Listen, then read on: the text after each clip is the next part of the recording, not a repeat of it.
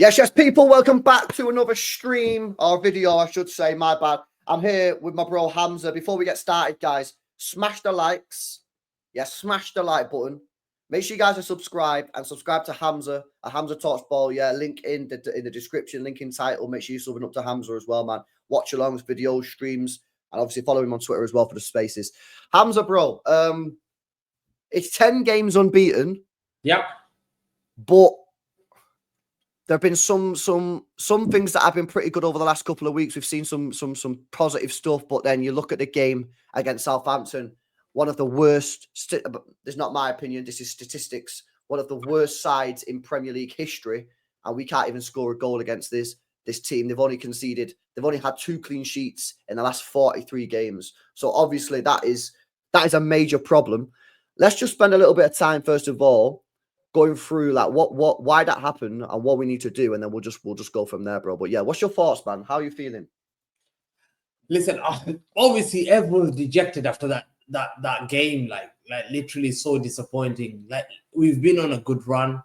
Fair enough, there was a bit of red flags like before coming to this game. Like playing Wolves, I think Wolves had chances to score goals against us at home, and we got away with it. But you know what? Obviously, when you're going through these wins, you're going to have to that's how winning mentality is. But there was a bit of warning signs. Okay, fair enough, we won against Aston Villa. Brilliant, outstanding performance. But coming to this game, listen, Aston Villa, this Southampton team is one of the worst Premier League teams that we've seen. Like, Derby County, 07-08, had only 1 win. These guys have got 2 wins. Derby County, that team, had, I think, 8 draws. These guys have 6 draws. We drew against them that year as well. Yeah. Derby County, they conceded 89 goals. These guys have conceded 82 goals. And if they get beat, thumped by Everton and Arsenal, what they're playing the last game of the season, they could reach that they've conceded the same amount of goals like Derby County. So they go down as one of the worst sides in Premier League history. To a Manchester City team who have Edison, Ruben Diaz, Akanji, Vardio, Rico, KDB, Bernardo, Kovacic, Haaland, Foden, and all these players are coming off the pitch like Savinho and Marmoush was coming on, and all these players were better players, no doubt about it. Then they should come into this game. When people said they looked at the lineup, fair enough, there's 2 criticisms. Some people said we were not happy with the lineup. But I said you should need a good lineup to beat Southampton side. Thank you, bro. This is what I said, man. Bro, you're playing Southampton. This is a red flag in itself, yeah? If you Manchester City Football Club, and I don't mean to try and disrespect Southampton. I'm sure if there's Southampton fans listening, you'll get what I'm saying, yeah? Because statistically, you are one of the worst teams the Premier League's ever seen, right? Manchester City, a team that's just won 4 titles in a row, and 2 years ago won the Champions League, respectfully, should be able to put out any first-team players from the first-team squad and win. You might not win convincingly, you might not play amazingly, but you should be able to win the football match. I think for people, who are focusing on the starting 11, and whilst I get it to a certain degree, you are literally missing the point in that literally proves the point that the squad is not good enough. And the only fix, and I heard you speaking about this on the spaces, I think you're spot on, is we need to sign better players. And it's nothing to do with we want the brand new shiny toys. It's the truth is the players are not good enough. And you might have the starting 11 when everybody's fit, you might have an 11 which is capable, right? But as soon as you dip in to the squad rotating, you're miles off. We need to buy proper players. You look at the treble year, Look at the bench in the Champions League final. Foden, benched. Mahrez, benched. Walker, benched. We used to have a bench. I remember Crystal Palace away. They showed a bench of Gando, KDB, Bernardo, Diaz. Rodri was sitting there on the bench. And I remember the commentator said, oh my God, if that's the 11 that they've got there on the pitch, that's a bit, that's scary. So already teams are scared. On the pitch, So already I was talking to my fan base. I said, why are you looking for excuses? We should be able to beat them no matter what team you play. There shouldn't be any excuse. The fact that you're looking for an excuse, and that's exactly what you said. The fact that you're looking for an excuse to say, why are you not playing this? That means you're not confident to beat Southampton with those quality of players that you have. So already there's a sign that you are not that strong. You don't believe in these players. To me, I think that's a red flag. And especially as Southampton that's already relegated. They're not fighting for anything. They're not fighting for anything. People say, oh, they're fighting for this becoming the worst team ever. I said, hold on. They've been relegated. Yeah, they've conceded 82 goals. That you should be able to win that game. Facts. So Pep, in a way, is a bit right. Like Hamza, he would say, LB and Hamza, I should be able to beat them with that team. Yes, 100%. 100%. No matter what excuse. If you're saying, man, Liverpool and Arsenal and Aston Villa, then I'll say, yeah, fine. Make sure that you've got every player ready, or Bournemouth away or something like that. But that team, they should be able to beat them. There's no excuse. These are players, some of them have won the treble. Some of these players have won 4 in a row, 6 in 7 years. There should be like mentality of winners there that instigates that win. We're better than them. We're going to get this win. And this win was important for us because it was a UCL. It was the game to get to the UCL. So this is not just an ordinary game. It's an important game for them. They had to prove. And especially when we had gone through that little patch. So they need to show the fans, especially who have traveled from from Manchester all the way to Southampton, down there, at least show fight and spirit. And I thought, for me, start of the game, I said, we've got the best striker in the world, that's Erling Haaland. We've got one of the greatest players in the world, KDB. We've got one of the player of the year, Phil Foden. We have got one of the best players that we've had in many years, Bernardo Silva. He's been PFA player of the year in 2018-19, I believe, and he was part of the PFA player, the team of the year for 3 years. So he's an elite player. Kovacic is an elite guy, top player. Ruben Dias won 6 and 7. Akanji is an experienced player, won the UCL. Experience galore, except probably Makati and Rico Lewis. But Rico Lewis can do it. They're better than Southampton players. So to me, I'm saying, I'm giving them credit. I'm saying, yes, you're good players, but let's see. Let's see today. But today was a very disappointing. Come to the game. The game was, we did not have a shot on target, I believe, first half. I don't believe did we have a shot on target first half? We had one shot on target. I don't think we did. I don't recall. Minutes. I looked at it, one shot. I thought, oh my God. Manchester City Football Club. Yeah, a team that's conceded 82 goals, more shots on target than any other team in Premier League. We had one shot on target in the first 45 minutes out of 8. We had 8 shots, 1 on target. 1 on target. The best striker in the world, one of the greatest players. You had one that was the performance in the first half. And it was Akanji. Akanji, there you are. Straight to keep, nothing else. That's the first. That was bad. It was like you could see the players were like, they were just taking it easy, and people said, no, I said, no, we should be able to win this game first half. And it's a laziness. Like I was so dejected first half. I said, fine, we'll give them second half. Second half showed the same level. Fair enough, we had targets. KDB nearly scored from a free kick. I think someone hit the bar. I think KDB. Marmoush hit the bar as well. I think Marmoush winning. And there are things to blame with Pep Guardiola, obviously. Obviously. Like why take time to bring Marmoush on? I was screaming for Marmoush 60th minute. Because you could see the game is just boring. That's what's happening. And I said, bring Doku and Marmoush. They run on players. Marmoush, what's been good with Marmoush, LB? He shoots. He will just shoot. He shoots. Facts. Not enough shooters in this team. You know what it is, bro? Yeah. For me, like, I hear what you're saying about all those players, and they're good players in it, but they're not the same players that they were a year ago, 2 years ago, 3 years ago. Yeah. Obviously, Haaland exception. I'm talking about like the older guys here. Yeah. And And then you look at some of the other players in the squad who maybe are not quite at that level either, yeah? You look at Mamouche. We signed Mamouche in the January for 60-odd million quid, right? He come on the pitch in the 84th minute and within 5 minutes hit the bar. Yep. This is the quality of player that we need to be signing this summer.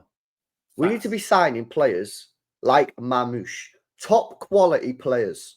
Yeah, because like Savio and that, and I don't know what your thoughts on Savio, yeah, but I like Savio. I think Savio's a good player.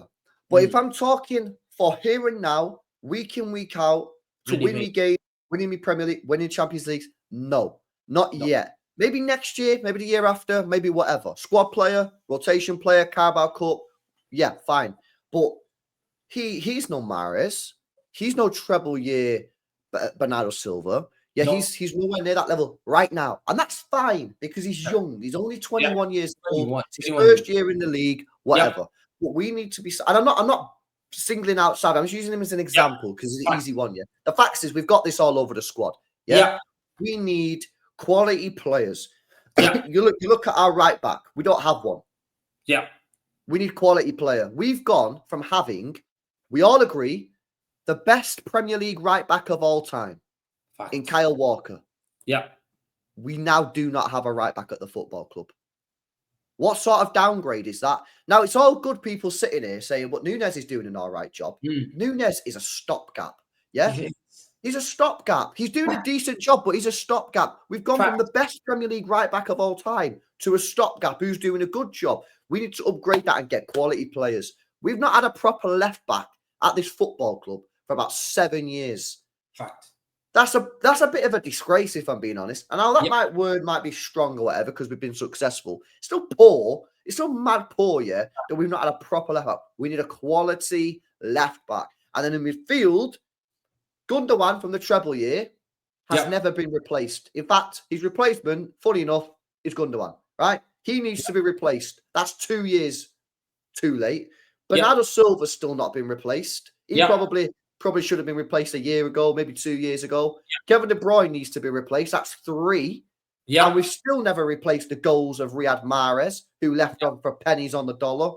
Yeah. And we've not got a Sterling, goals. You know what I mean? So we need to buy quality players. And the problem is, and I just said this on the live that I did a minute ago, big up for people in this, I did it last night. The thing is, because the squad has basically decayed for 2 years without any serious investment, we now need to spend a lot of money, Hamza, and buy quality players. So it's going to cost a lot of money, but we need to do that if we want to get back to the top. Absolutely, and there's no doubt about it. Like today showed that City we're far behind to where Liverpool's are. Liverpool have overtaken us now because we were quite comfortable in that position. We were quite comfortable to be in that position. You look at teams like PSG on Wednesday. You got runners everywhere. You see passion running around, pace, Galol, Hakimi busting it down, Nuno Mendes going past the thing, taking on players, Vitinha there, John Evans getting about fighters everywhere. Yeah? You see they're bringing players off the bench. Quality players, Dembele's coming off the bench, and they did that through fantastic recruitment. Look at the quality. They just didn't go and get a nobody. Hakim was just not a nobody. Nuno Mendes was a nobody. They went in and recruited players that improved them. We have to get players that improve. The word is improve. Every player that comes to Man City, you should be asking, does he improve you? Yeah, facts. Does he take you to that edge? And does he improve us now? Now. Not in 2 years, not 3 years, now. Because we've got the 3-year players. We've got the young players. Yeah. We need players that can improve us right here, right now, because let's be honest, right? We're going into the last 2 games of the season in the Premier League now, and we have still not guaranteed our place in the Champions League for next season. And Liverpool are going to strengthen, Arsenal are strengthening, Chelsea are strengthening, Newcastle are strengthening, Villa are strengthening. So it's going to get even tougher next year. Yeah, and let's be honest, our record against the top 6 is diabolical over the last 2 seasons. It's so bad. It used to be good. It's so bad right now. We need to buy players that are good right here, right now. Players like Marmoush, great signing. Well done, Manchester City. Well done, Viana. Well done, Tiki. Yeah, brilliant signing. More players like this. Don't need the young players now. We don't need the Cousinovs. We got the Cousinovs. We got the Hayes. We got Bobs. We got Echeverries, Savio, Doku. We got the young players now. O'Reilly, Rico Lewis. We're cool. We need now certified ballers to come into this team and elevate us back up. Yeah. Fact. And you look at that, you say there's players that we're signing. This is a crucial summer because players that can deliver. You look like, let's say, for example, the team that we laugh at, Arsenal. They got a right back, Jurien Timber. We've got Matthias Nunes and Rico Lewis. They got Jurien Timber, and they can bring Ben White. And Tomiyasu as well as the right back. Fair enough. He doesn't play whatever it is. But they've already got 3 right backs. But we're taking player out of position and playing them right back. We play players out of position as a left back. Vardy looks good as a centre back. He's been doing very well as a centre back. Now we're moving him left back. Yeah? So we're moving players in multiple positions. So does this affect players? Yes, it does. Because if I'm not playing every game on that position and I'm getting this partnership, getting used to where I'm supposed to be with my partner Diaz, and then you move me left back, it then confuses because you're only moving because there's a deficiency there. Facts. So we're moving players because there's deficiencies everywhere. Yeah, and that's why we should be able next season to keep those players like Vardy, Diaz, centre backs. We should be able to get players as a right back that come and improve us, like how Karl Walker improved us. Although Cancelo left us our football club, he did improve us. We have to get a left back like those players that can make a difference in our football team, that comes and creates, that comes, gets the byline, creates chances for them. When he's getting locked up, a right back's not getting locked up. When a right back's getting locked up, our midfield's not getting locked up. Multiple, we have to create that chaos. Like the word chaos is important in football. When you are attacking and you create chaos, they don't know where they've been hit. You're hitting them from the left, you're hitting them from the right. Center's dangerous. They don't know. That's what we used to do. We used to hit people. Son is coming here. Sterling or Mahrez is coming from that side. Aguero's behind it. Bernardo, KDB's ready to shoot. He's mad. They're shaking. 15 minutes of hell first. You're thinking, let me just end the game. But we could have continued this game for another 90 minutes. Oh, yeah. We weren't going to score. Because the thing is, we've forgotten how to break teams down. And we are unable to do that because of the personnel, right? And of course, we spoke about Pep and that, like, he has to take some of the blame this season. That's facts. But and another manager is not going to win the league with this team. Not this current squad. Not in my opinion. You could stick Luis Enrique in charge of this team. I don't think we're going to win the league, because this team is not good enough, right? And it's interesting that you said that about chaos. And we need players to sort of like create from everywhere, because I've been saying on my live, and I've said this before, but I've not spoke about it for a while, is I personally believe, Hamza, that when you have a player like Erling Haaland as your striker, 6'4" monster, young, still only 24, 25, he's just signed a 10-year contract. He loves the club. He's got a pretty decent injury record. He picks up one or two, but nothing serious. And he's an absolute bagsman. It is my belief that I think that the club should build the team around Haaland.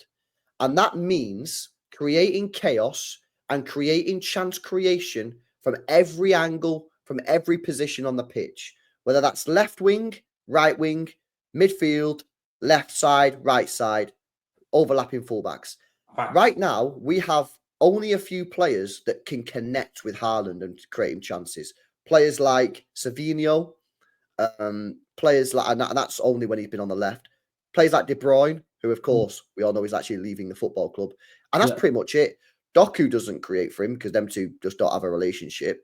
What do you think about my opinion there of building the team around Haaland? Because I just feel like if you don't build the team around Haaland and you buy players that don't work with him, you're going to end up with games like today where Haaland stood there running around for 90 minutes and we create nothing for him.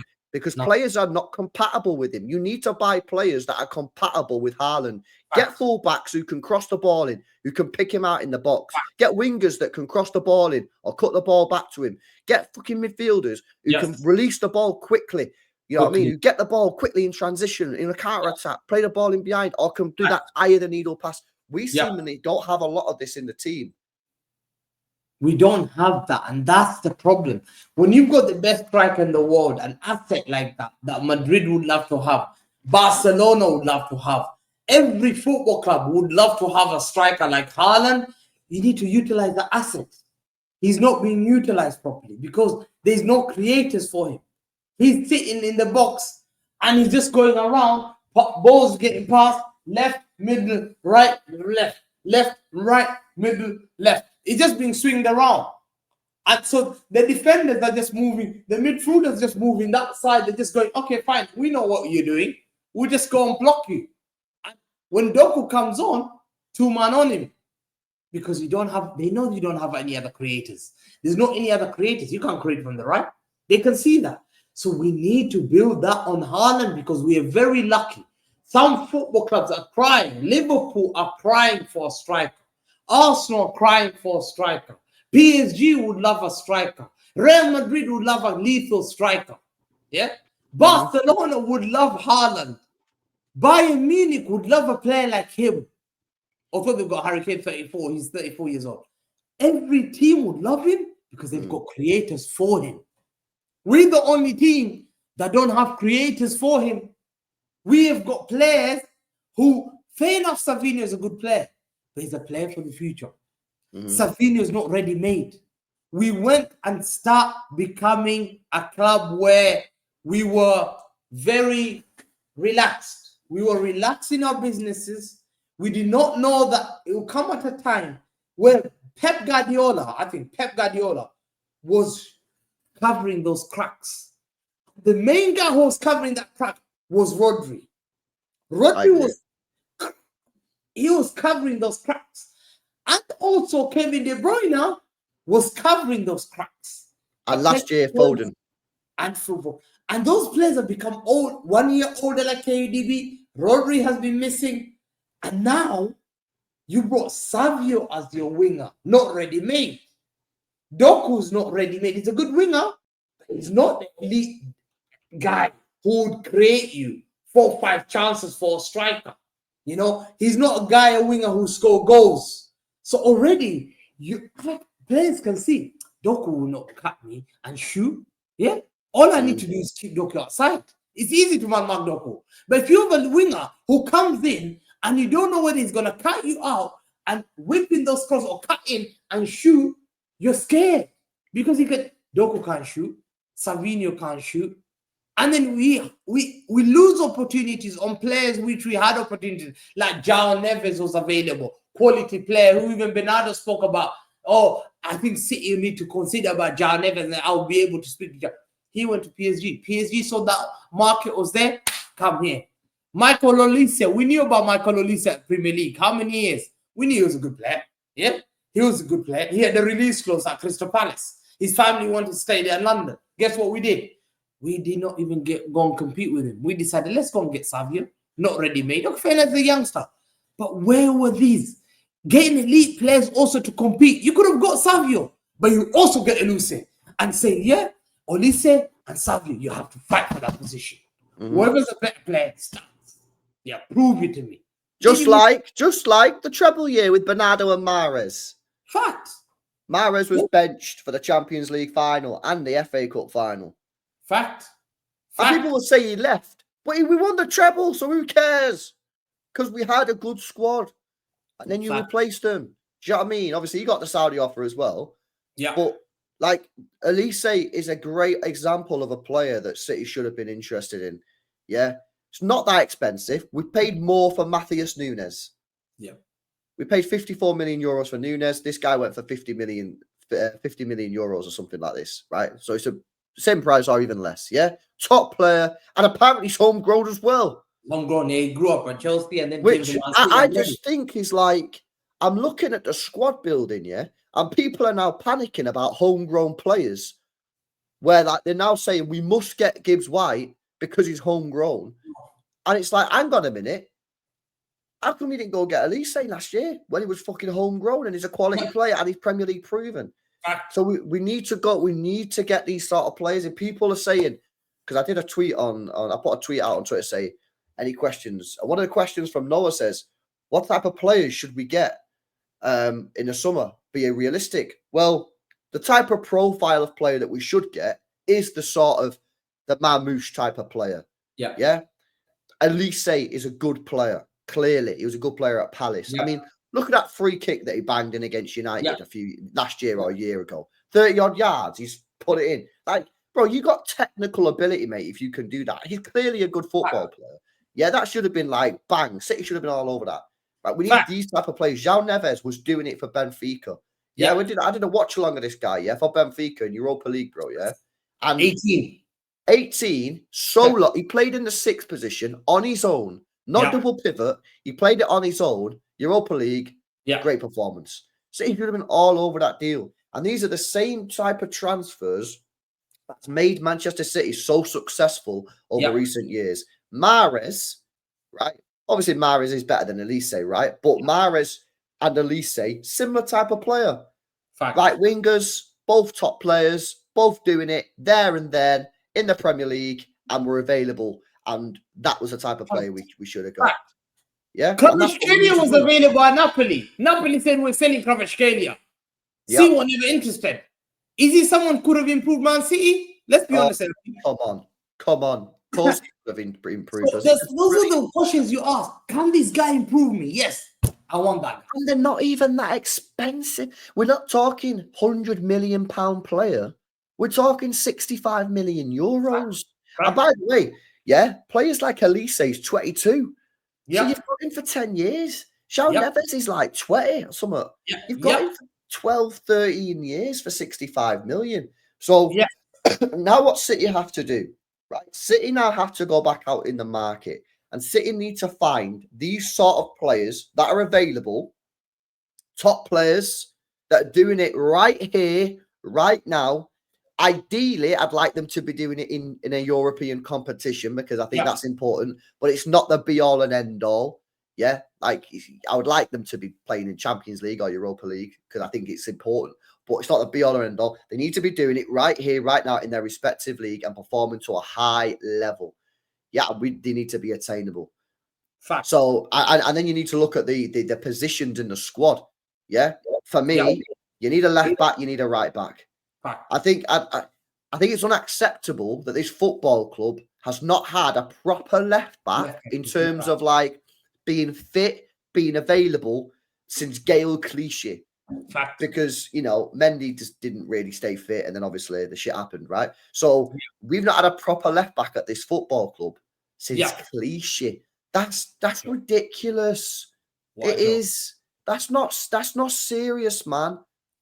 Yeah, so I'm looking at players like, okay, is Ait Nouri good enough? Someone like that. I think Ait Nouri, Hamza, is a player that is 23 years old. Yeah. He is at a good level right now. He's performing to a good level. He's at Wolves. I think he's got 4 goals, 7 assists, so he can provide that attacking threat. He's very good on the ball, very technically gifted. He's also quite tall as well. I think he's like 6 foot something. So he can help out with set pieces. And he is ripe for picking off and being one of those players that can come into Manchester City and can take that next step. We need a right back. The right back that we need to go and get, again, needs to be a top player. We are replacing the greatest Premier League right back of all time. We need to go in hard there. Now, who that is, whether you try and get Livramento, don't know. We've been linked with this guy called Savona, bro. I don't know if you've heard of him. He's Savona, like Juventus. We've been linked with him at Juventus. We've also been linked with a guy called Wesley at Flamengo as well. So clearly City, that's 3 players. We've also been linked with Livramento, but apparently City don't want to pay the fee. So we've been linked with a number of right backs. Clearly City looking at that. But whoever we get, they have to be good enough for the here and now. So we're talking about Wesley from Brazil. I don't know about this guy. He's 21. Is he good enough right here, right now? Not 2 years. No. Not 3 years. Now. Fact. Now, my I like Livramento. Yeah, I like this guy. I think he's a great player. And he can play left back, so he's very versatile. Cambiasso, I don't know if City have gone off the boil on this guy, Hamza. Because I've not heard anything on this since January. Yep. I've not heard from at all Cambiasso's issue. I think there's an issue apparently with him or the manager before. And now we're seeing in Juventus, he went under the radar. Now he's got injured multiple times. So I think he's been injured again. They played today, last year, which they drew 1-1. But I think he didn't play because I think he's been injured. So, and to me, I'm looking at that team. I'm looking at players like left back, 2 options. Keke's right at Nuri. Those are the 2 options you've got. I like those 2 players. I like Keke because he's 20. I've seen this guy, Pocket Saka. He had a great game against Foden. That's when I raised my eyebrows. I said, who's this young guy, Milos? Then I found out he's Hungarian, 20-year-old. Very good. He is definitely, anyone let that guy go. He's a passionate guy. You know what I like about Kirkes as well, yeah? Yeah. He's got a bit of an ego about him. Ego. Yeah. Well, he can need that. You need that. Short guy, tough, physically. He was throwing his body against Man City. Go with the highlights. He threw his body ever. Phil Foden tried to shoot. He threw his body twice. He ran back and defended that. Hold on, who's it? And then he created the chance. He's only 20 years old. 20 years old. Or release close. You look at that. You get a right back, elite right back, proven right back who comes in. No nonsense defender comes in, attacking wise. Brilliant. Yeah, you get that midfield. So midfield, if you don't get that midfield, you're finished. Do you like Tijani Reinders of AC Milan? Fantastic player. I really like him. We should go double Dutch. I believe now Wirtz is out. Go double Dutch. Reinders, Xavi Simons. Xavi Simons, 22 years old. Number 10, perfect. Number 10, perfect. He's upcoming, brilliant guy. He's had 9 goals, 8 assists or something like that. Yeah? Already in Bundesliga. He's 22 years old. 22. Leipzig, release close, available. Yeah. If you can't get words, Xavi Simons available. Xavi Simons is a good player. He plays, he can shoot, he can score, he can assist. He's a brilliant, he plays behind the striker. Yeah. You create that chaos of Marmoush, Xavi Simons, Foden, and probably another guy to come off the bench. You know, you go and get those kind of players. If you don't get words, you go and get Reinders and Xavi Simons. Xavi Simons, Reinders will be good because he plays at 8. As a rugby guy. Then you got Nico Gonzalez there to come in as well. You know, that's the team. You create that stabilized midfield. These are my soldiers in midfield. These are my winners. This is my foundation. You know, guys who you can trust. You know, not a player that you see. Echeverri will come good definitely, but now we want now. You look at the players that we signed in thing. We're not having a problem with those players, but those players are very good players. Kusanov has not done anything wrong, but you need to develop him probably, and he'll become a better player. But better players play well together. I'm looking. Florian Wirtz is gone. Fine. I'm glad. Okay, fine. If it can't be done, that's fine. It doesn't mean it's the end of the world. But guess what? I still want a good player. I still want a good player. You still got to go and get a good player, right? You still got to go and buy good players. You can't just give up, right? Otherwise, the season will be over. Yeah. But for me, that midfield is, for me, the most important thing that gets sorted this season. Because right now, it's tired. Yeah. It's old. It's leggy. Yeah. It's stale. Yep. It's samey. And I think rivals and opposition have just kind of got to a point where they know how to deal with it. I know how to play Man City. Right. Yeah. Like, obviously, on their day, we'll still do good in it. And that's why we'll still get, hopefully we'll still get Champions League football. But, they're not consistent enough, or they're not able to create new situations where they can break down. We need a serious reinvestment into that midfield. You've got Rodri there. Yeah, you've got Nico Gonzalez. I think you should go and get Tijani Reinders because I think he's a brilliant 8 and he's a little bit more, I would say, cute than maybe Nico Gonzalez in the sense that, I feel like getting forward in a low block situation, he'd be pretty good at maybe breaking the lines. But then you either need to go and full send a Simmons or you go and buy another 8 as well. Do you know what I mean? So that'll depend on personal preference. Some people out here won't want Simmons and will want another 8. I've considered the number 8, maybe get 2 8s. But if Simmons is the way to go, cool, that's fine. But you still need another midfielder in there. I'm starting to think we might need to sign 3 midfielders, bro. I'm starting to think that because I personally, I don't think we should be keeping Kovacic, Gundogan, or Bernardo Silva, bro. People talk about it all the time, say, LB, you don't think we're losing too much experience? I say, no, because the experience is not good, bro. That's just the truth, innit? Like, there's no point in keeping players just because they're old. He's now older, 1 year old. He's going to be 34, 35. He's 35 in October, bro. 35, come on, man. Guys, how much he's 35 years old. You have to let him go. You have to let him go completely. To me, Bernardo, KDB leaves, fine, that's another big blow. You have to get 2 players on him. And then Bernardo Silva, if you're going to get rid of him, you have to say, and you just have to leave that, but you have to get elite good players that Look, it has happened at PSG. They went and got upcoming top talents. Vitinha, what did they say? Verratti, bye-bye. Verratti was a good player, yes or no, LB? Yeah, I like Verratti. Good player. Verratti was being sold, I think. Do you remember people question Mbappe, Verratti leaving? Yeah. Oh my God.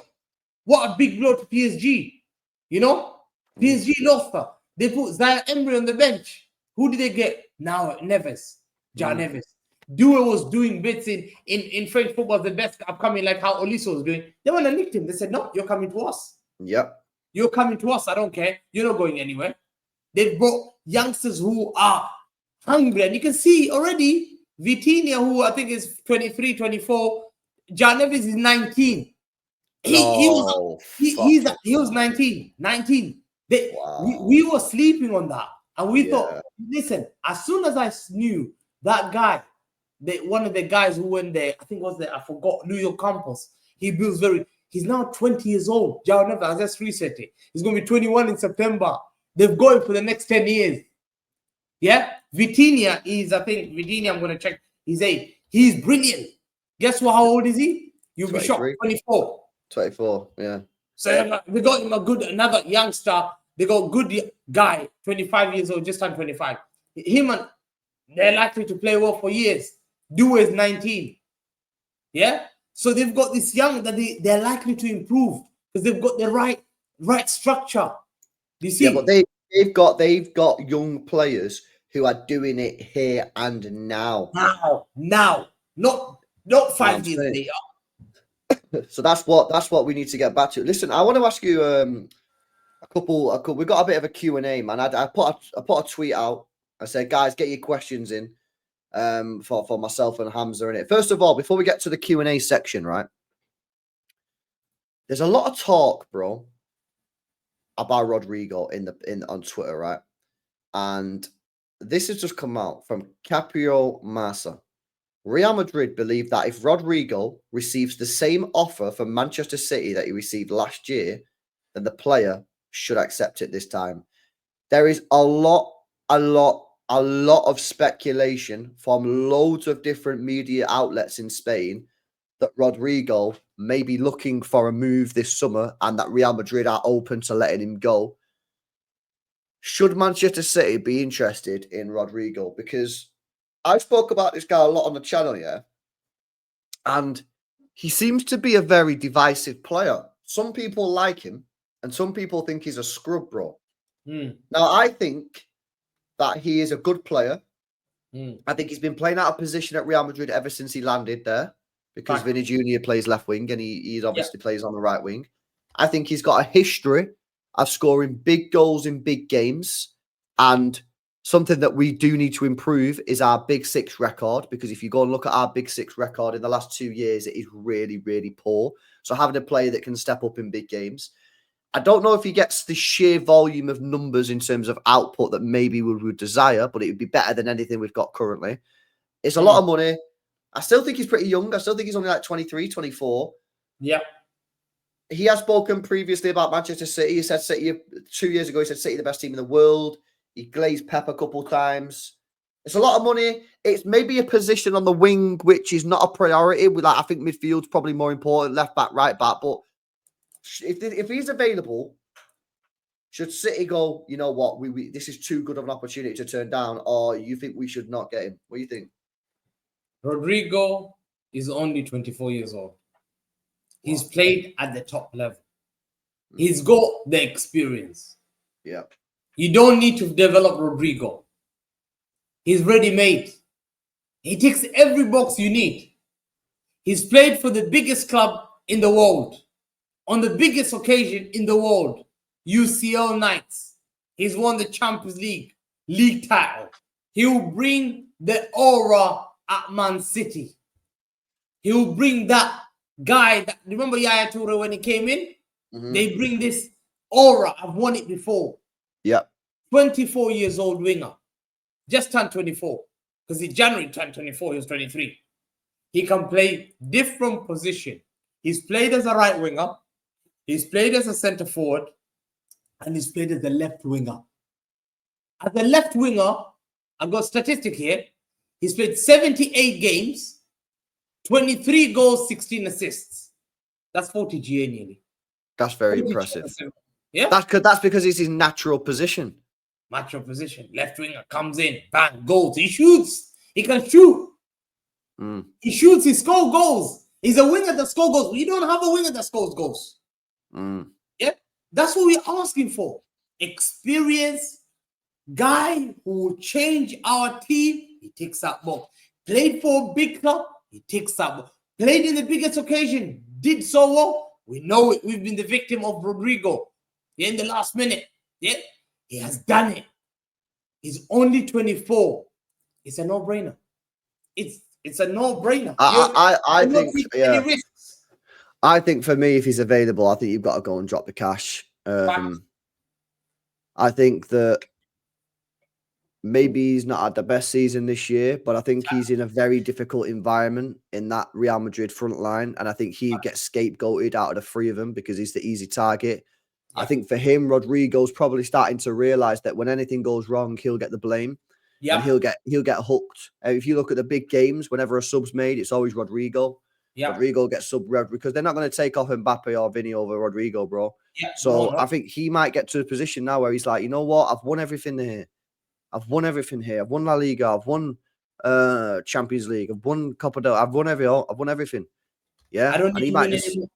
Yeah, and he's just thinking, you know what? I'm 24. Let these two fucking guys, Mbappe and Vinny, sort this shit out. I'm going to leave and go Man City and play with Haaland and Pep and play in England and experience something different. And because he's not part of the team. You know how Real Madrid they've got all these names.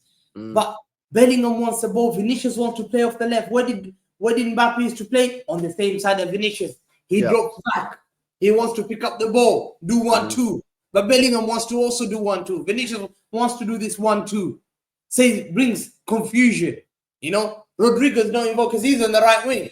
So you see every time Mbappe is going, he's going left to pick up the ball where Vinicius is at. Bellingham is there also. So Rodrigo's just left. He's scapegoated. Oh, the goals are coming from the left. But the guy doesn't get the passes because Mbappe keeps dropping back all the time. You know, Vinicius wants to drop back and pick up the ball and do 1-2. So it creates this problem. Rodrigo is an elite player. He's a no-brainer. Yeah, he's only 24 years old. Turned 24. He's only 23 recently. Last season when he was 22, 23, he had 15 GA in 34 games. And you know Madrid, you get slaughtered. We've seen players like Ian Robben went to Madrid and flopped. Wesley Schneider went to Madrid and flopped. Huntelaar went to Madrid and flopped. We've seen players who've gone there and they've been massacred. And they've left Real Madrid like Hakimi didn't get a chance. Look at all these players didn't get a chance. Yeah, Makelele got ousted. Rodrigo gets ousted. He will make a career out of Man City. He's chaos. He's fat. He's fast. Pacey. Scores. Shoots. I think we've got to send it if he's available. I really do. I think we've got to show him some intent this summer, and we got to go big. And if he's available, go and get him. And listen, if we don't get him, someone like Arsenal will get him. Someone like Liverpool will get him. Someone like Chelsea or United will get him. Someone will fucking get him, and then he'll start slamming it, and we'll be all like, shit. Yeah?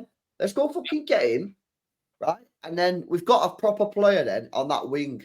And then the other side, Doku, Bob, and Savio can fight out between them. Yep. You know what I mean? But then we've got that proper player. You know what I mean? We need. I think if he's available, we got to go and get him. In my personal opinion, man. Let's have a look at some of these questions, man, that people are sending in on Twitter, bro. All right, see what people are saying. Shout out Blue Moon Ball. He says questions on Foden's future. Foden. Well, listen, Matt. What's your opinion on Foden, man? He's not had a good year. Yeah. I personally, I don't know what's going on with him. Yeah, in terms of like, is he got a sickness? Has he got an illness? Has he got a health problem? I don't know what the problem is. Yeah, is he just fucking fatigued? I don't know. Me personally, Hamza, yeah, I leave him at home for Club World Cup. Yeah. Send him on holidays with his family, rest, recover, come back for next season. If next season he comes back and he's still not good, then I don't know what you do at that point. Yeah. I think he's struggling. Yeah, I don't know what you do. But I think you've got to give him every opportunity. You have to. Player of the year. Player of the year. Player of the year. And we've seen player of the year. Cristiano Ronaldo, Wayne Rooney, Thierry Henry, Steven Gerrard. These are not ordinary players. You don't become player of the year by chance. You be voted by all the players. He's gone through a dip. There's something that's happening. He's a quality player. Yeah. Me, I know. Class is always permanent. Form is temporary. I agree. Fair enough, he's allowed to be criticized. We're allowed to criticize Foden. Yes, 100%. Yeah. But his class, we've seen his class last season. I've seen him against PSG. I know what the class is. Yeah. If he's getting criticized, it's just because he's a great player. The expectation of Foden is there. We don't expect Foden to be a mediocre player. It's just to say, Foden, you're that level. He will get, to me, criticism this year is because he's been poor. But fair enough, he's been poor. We agree. He's been poor this season. Some people don't want to say he's been very poor, but it happens. You do go through this dip sometimes with other players, but guess what? They are able to pick up. All you need to do, put good players around them now. Mm-hmm. Foden needs to play with better players around him. Don't drag Foden down. When they say, Foden, you carry me, because you got Savinho there, who's upcoming left back, left winger, and Doku there, who doesn't score goals. Then everyone knows, hold on. So if I mark Foden, he's the only guy that shoots. So they just block him off the position. But if Foden had Rodrigo there creating chaos, and there's another winger creating chaos, he will score goals this season. He would have scored goals this season. That is probably one of the factors that's leading to Foden's decline. The players that are playing with Foden are not the same players like last year. Yeah. No, I agree. And we need to keep him. We have to. Foden's season. No, you can't be selling him, man. You can't be selling him. No chance. Homegrown. You lose a talent there. You regret it like Palmer. He's a better player than Palmer. And we already regret by Palmer. I'm not going to lose Foden. Yeah, facts. Spot on. He says, we need two marquees signed. None of this Morgan Gibbs White shit. What do you think of Morgan Gibbs White, bro? I've not spoke to you about Gibbs White. What's your opinions on this guy? I think Morgan Gibbs White is not the guy that change. Does he improve? That's a word I keep saying. Does Morgan Gibbs White does he improve Man City? I think probably not. He's not someone that if I get 20 people in the room, we can argue about it because there's no decision. He doesn't improve Man City. Man City is a top football club. Yeah, Rodrigo improves Man City. Xavi improves Man City. These players that we're saying can improve Man City. Morgan Gibbs White, the only thing that can improve Man City, if someone tells me, is his Marketing replacement. He can come in and hustle around, fight for that position. Yeah. And you need sometimes fighters in that football club. You need fighters. You need a James Milner. You need a Henderson. You need a fight in your football club that fights, that runs around. I don't know. I'm getting through this with. He could be the guy. So to get him, not like the Marquis, he's not the KDB signing. He's not the Bernardo Silva signing. Morgan Gibbs White is the guy that is a stopgap somewhere else. You're winning 2-3-0. Whatever, you bring Morgan Gibbs White. Yo, Morgan, go on, cause chaos. Yeah? He can do that. I think, but to pay 70, 80 million for him, you can pay that money to Adam Wharton. You can play that to Eze. You can pay think I've seen better. I think homegrown talent is Adam Wharton. I like him a lot at Palace. You know, he's going to be a good player, no doubt about it. Probably not yet, but he's already showing signs. To me, I would spend not that huge money on him, but to me, I want 2 elite signings, stars, game changer. Do you think he improves Man City? I think any midfielder improves Man City, if I'm being honest with you right now, because it's so bad.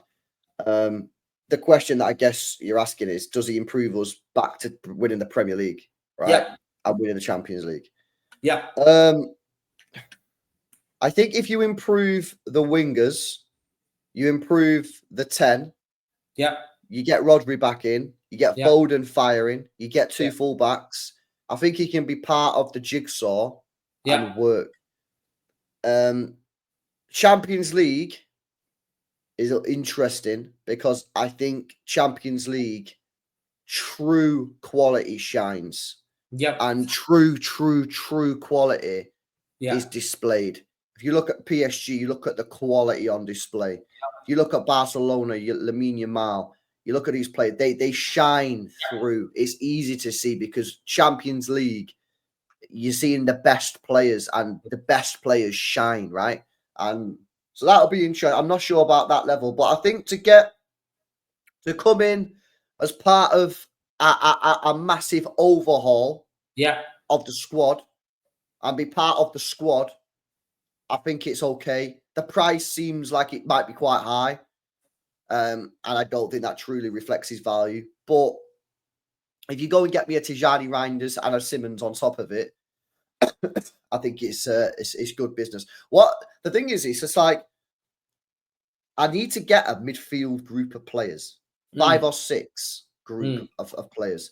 Now, not all 5 of them can be Rodri's. Or 5. You're going to have to get players that are not quite as good as him or him, and otherwise you're going to have 6 players who are desperate to play every week and don't understand rotation. So if he's part of that 5-man or 6-man midfield, I'm kind of chill with it, yeah. But it needs to be with other stuff. He can't be on his own, and he can't be the main man. If he's the main man, then we got problems. We got 100%, and I agree with you completely. Okay, big up to Justino. Says something a lot of people haven't touched on is, will we even see O'Reilly next year? Well, obviously we need to buy a left back, so he probably won't be our starting left back going into next year. But he could be a backup left back. I think he's done an okay job at left back. Maybe he could be a backup left back. He can be an emergency midfielder. So maybe we won't see him a lot. But if we buy a left back, maybe he can be a rotational left back. But yeah, I think that's probably what we'll see. But who knows, man? He's playing well at the moment. Let's see how he gets on going forward. Moroccan says, do you think Rodri will come back stronger or worse? Well, that's who knows. I'm hoping that he'll come back stronger. I think it'll come back just as good as he was previously, but we don't fully know there. This is a good question, Hamza. Do you think there will be a shock departure from the club that nobody is expecting? Maybe a player that isn't being mentioned by any fans or the media to leave? I think everyone who's going to leave is kind of obvious. Yeah, you're looking at Edison, Walker, De Bruyne, and then maybe a couple of the unks, maybe in the midfield. I don't think. I mean, obviously Grealish as well. I don't think so. Not this year. Ortega, maybe. I don't know if that'd be a shock, but no, not this year. I think this year's quite telegraphed of who's probably going to be leaving. Yeah, I have to leave 100%.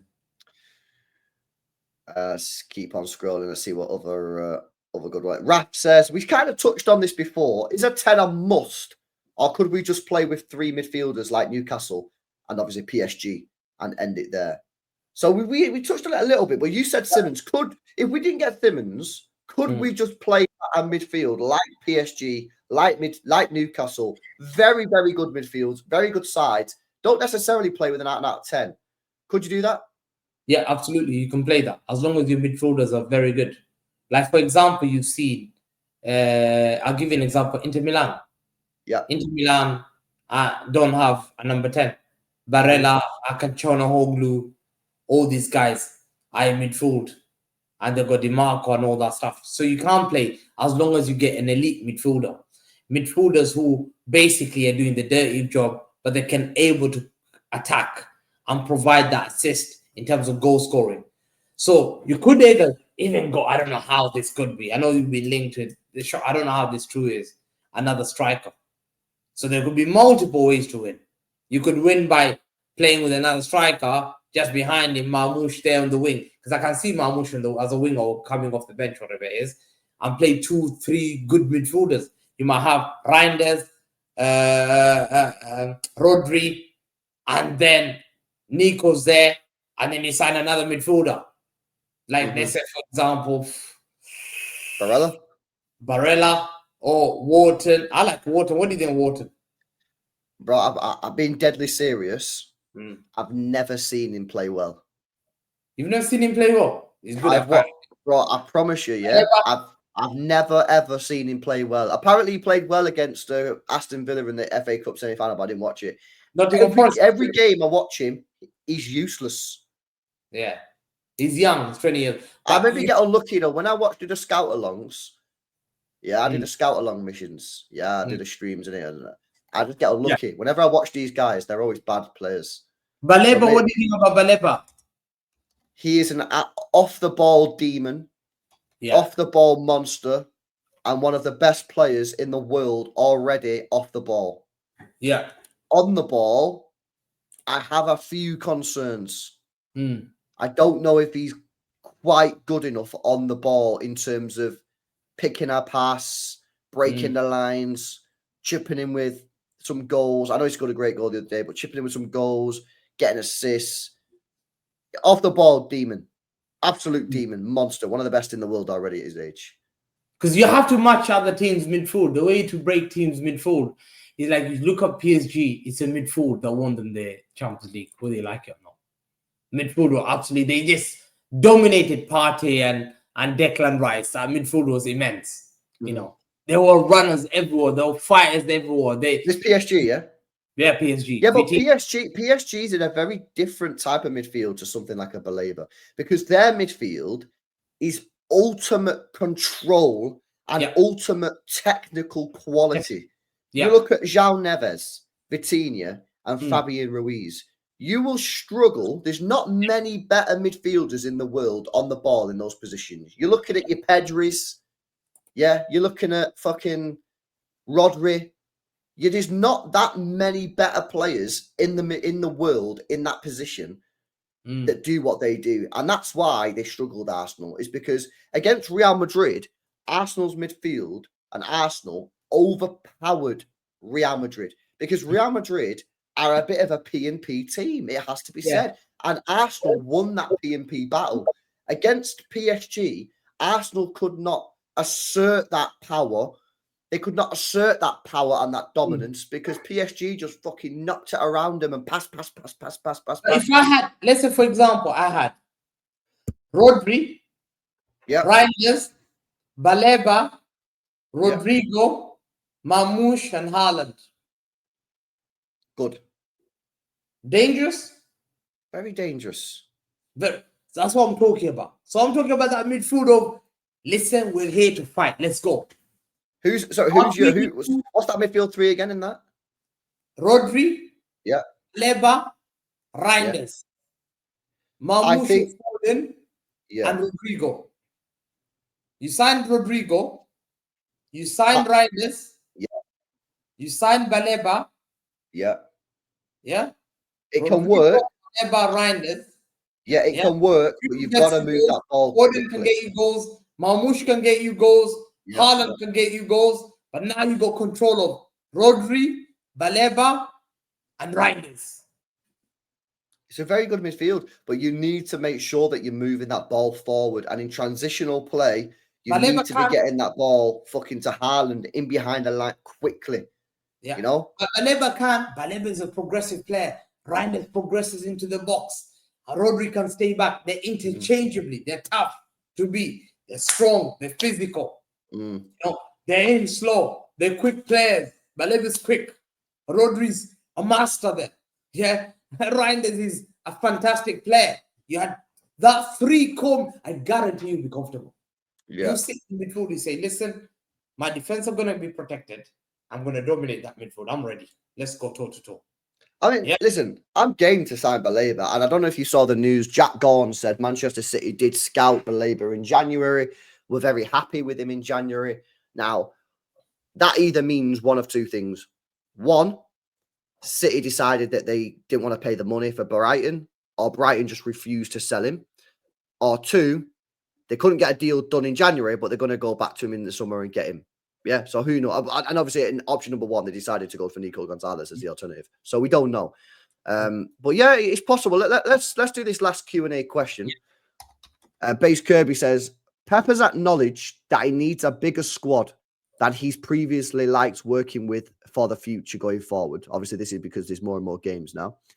Do you think that plays a part in a lot of these young players we signed for depth on top of the major money ones, i.e., lower wages for the younger players, but you get a larger squad size?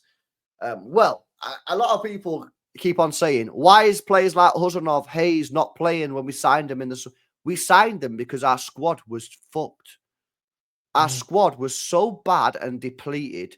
We was playing Simpson Pusey at centre-back.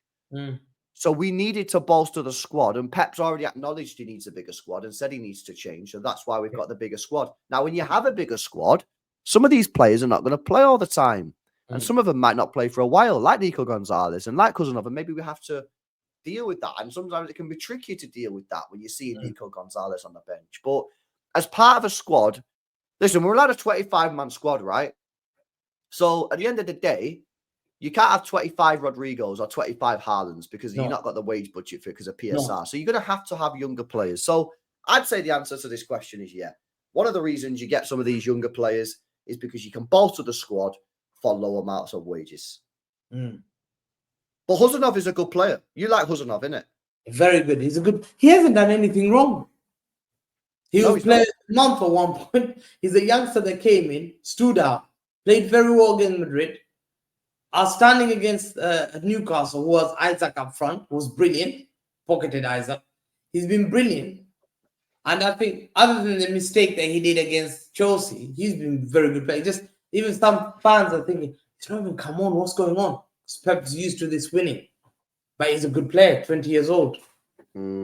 Yeah. I would I don't know what your thoughts on this are.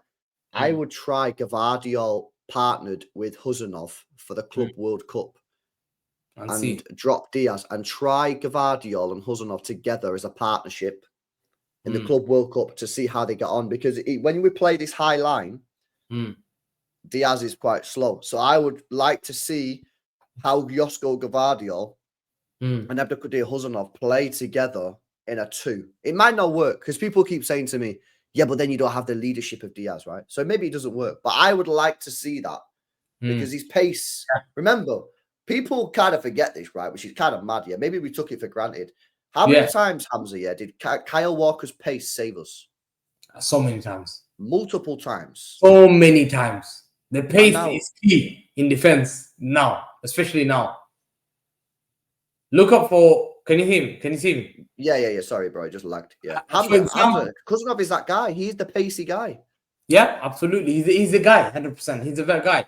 Victor Reis is a fantastic young boy that's going to upcome. But all you need to do is to develop him.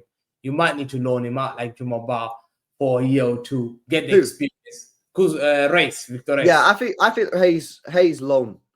Loan, once you get these Stones and Ake sorted, now what's going to happen next season? Then now you're going to have to target that.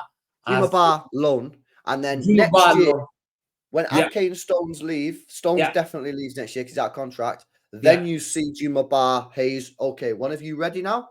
Yeah. We basically got now two players. Yeah. They've got 1 year. Yeah. They're on notice. Yeah.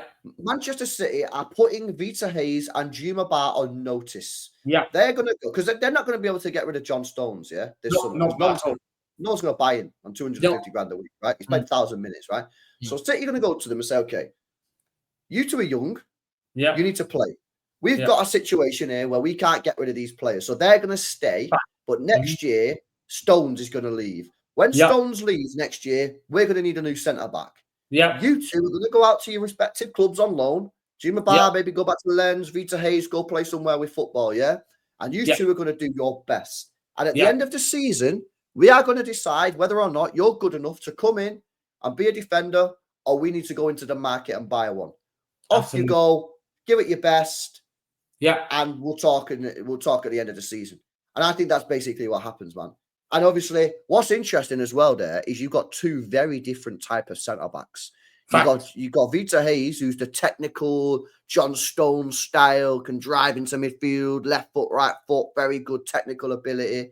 Yeah, but also he actually really impressed me in the air in the Plymouth game when he played at centre half. He won quite a lot of aerial duels. And then you've got Juma Bar, complete opposite, absolute monster, demon player.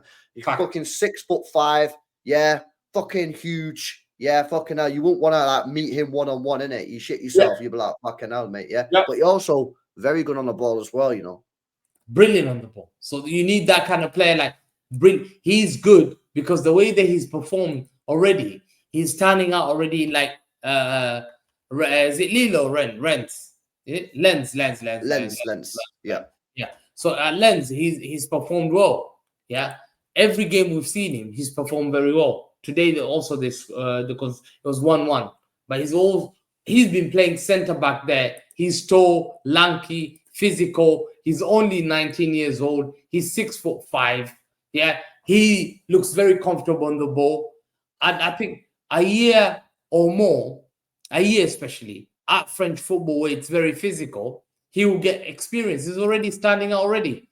He looks impressive with loans. So give him another year where he's completely settled. He now knows I've played in 3 different leagues. Now I know to go to Manchester City, he'll come as a 21 years old. He'll be at least better. Then John Stone's contract running out 2026. You make that decision. Who comes in? Is Victor Reyes or Juma Ba? Then in 2027, Ake leaves. Yeah. So then the other one comes in. Yeah. Then you could have that composition of John Stones and Ake. Replacement is Juma Ba and Victor Reyes. And now you've solved that issue. And that's what you need to develop. So one comes next season, the other one comes the season after Nathan Ake. Because Ake is 30 years old. He'll be February next year is 31. The year after that is 32. And his contract runs out. When his contract runs out. Fine. That's cool. Everything. Fantastic. He's completely. So at least then we know. And John Stones is, I think when his contract runs out, he's now 30. He'll be 31 in May. When his contract running out, 31 in May, 32 again. He'll be 32 years old. So you can decide whether you want to keep him partly, but you bring the other guy. You see? Yeah. But and if you want to keep him for homegrown and say, listen, you're going to have to take a wage cut, we'll keep you part coaching role afterwards, selling this dream of that. Yeah. We want him to be sitting down, probably be involved in the academy because your experience is so impeccable. You know, it's time for you to think about quitting football because you've had so many injuries and look after yourself now. We'll give you a football club to come and stay at City. And that's how you could sell John Stone that dream. And then he stays at the football club in that coaching role. He brings that experience. And then we bring another youngster who comes in to take over his role. So I think we have to look after them very well. It's not being negative about loaning Victor Reyes. It's a fantastic because you have to think about the plan for the future. You have to develop the player. He's not going to develop sat on our bench week in, week out, not doing anything. He's got to play football. So, yeah, okay, maybe it's a bit gutting that he's not playing right now for us, but at least he'll be playing and we can watch him. We can do the scout along missions, see how he's developing, like with Juma Bar, and see how he gets on, man. And then, you know, by the way, he might go and be shit. So then if he's shit, then you need to buy a player. But if you don't loan him, and we just keep him never playing, and then next year, 2 years, we go, right, you're playing now, and he turns out to be rubbish. Yeah. Then you're gonna be like, oh fuck, we're fucked again. We gotta wait until the summer again. Fact. So loan him out. Let's see how he gets on. If he's good, brilliant, bring him in. Cool. If he's not, okay, see you later. We'll buy a player. Go buy Bastoni or something, yeah? Fact. That's cool. Before we wrap it up, any players around the world, in Europe, wherever, that you think City should be looking at right now? You know me, I'm a big fan that River Plate Mastuoni, but I think I'm hearing that he's going to sign a 1-year contract. I don't know what's going to happen after him. Those are players upcoming, good He's players. A top player. He's a top player. There's other people on the figure outside the books, like that Monaco Al-Khalouch. I keep seeing him. He's good. He might go PSG. He's good. He stands out as well. I think you see this Sunset guy? Sunset. Is he called Sunset? Form? Sunset. I see everyone in the chat. It's not a player I've seen, but the chat. Bilbao. Ohayan Sunset. Oh, yeah, that Atletico Bilbao player. Yeah, attacking midfielder Sunset. Okay. People in the chat say he's meant to be decent, you know. Yeah. Baeno's another one, but he's apparently might go to. I'm hearing rumors. Yeah. He might go Atletico Madrid onto him, but no one's gone on to him. But Sunset. But Ardagula, people like Ardagula, you know, at Real Madrid, he doesn't play. Apparently, he wants to leave because he needs to play football. Is he too soon on the? You know, we're talking about here and now. Yeah. Is he too soon on the curve of not right now? He maybe needs a year, or do you gamble on him because he's meant to be such a high prospect? I think Ardagula is a gamble. I think he's a good player. He's only 20 years old. Madrid bought him from, I think, 20 million from Fenerbahce. He was upcoming good talent. But I think when you got players like Rodrigo, you need ready-made. You need ready-made. So if you do get Ardagula, you have to get him with other players like those Reinders and top players who starts. We need players that starts. We don't want bench players. We want players that come in and say, yes, he's going to start. So if you're going to get him on probably a chance where Madrid are going to sell you for cheap, fine. But if Madrid ain't going to sell you, then you have to, don't waste your money there. Go and get the Rodrigo. Go and get the Reinders. Those guys will start. They're going to come in and change your team. You know? The key thing is for us, our midfield is weak, we've seen. We need to build our midfield. This is our aim this summer. And we need to build our attacking threat. Mamouche is there, Haaland is there, but we need another attacking threat. And that's what we need. Another extra attacking threat. Two attacking threat and 2 midfielders. And I think City could be solved with a wing back probably. You need 5 players. People talk about 4. No way. And I'm thinking the goalkeeper. I think you need 5. You need 5. And they all need, in my opinion as well, they all need to be top class. Plus a goalkeeper or 5, including a goalkeeper? I think 5 plus a goalkeeper.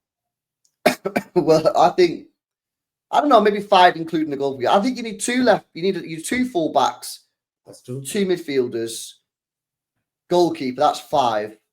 And then the winger, if a winger is on the market that is attainable, that is good, then yeah, get a winger. But I think the midfield, the fullbacks, and the goalkeeper are absolutely crucial. And I think if you get that midfield sorted, you solve a lot of problems for Manchester City. Fact. Because as well, I think Bob coming back, I think it will be a massive help on the wing. I don't want to put too much faith in the middle, but he also needs to stay fit because he keeps on getting injured, innit? So like he needs to stay fit. But yeah, what about? Let me ask you about Echeverri. What do you think? Bro, I think Echeverri has sky high potential. I agree 100%. I think he has sky high potential. I think he's a player that has the potential to be one of the best players in the world. Fact. I've said multiple times on this channel that he has Ballon d'Or potential. Fact. I think it either works and he's one of the best players in the world at Manchester City, or I just think he's going to flop. I don't see a middle ground in which he's just going to be an okay player, because the type of player that he is, it's either going to work, and if it works, it'll be unbelievable, or it's just not going to work. But Hamza, here's the thing: you see him staying.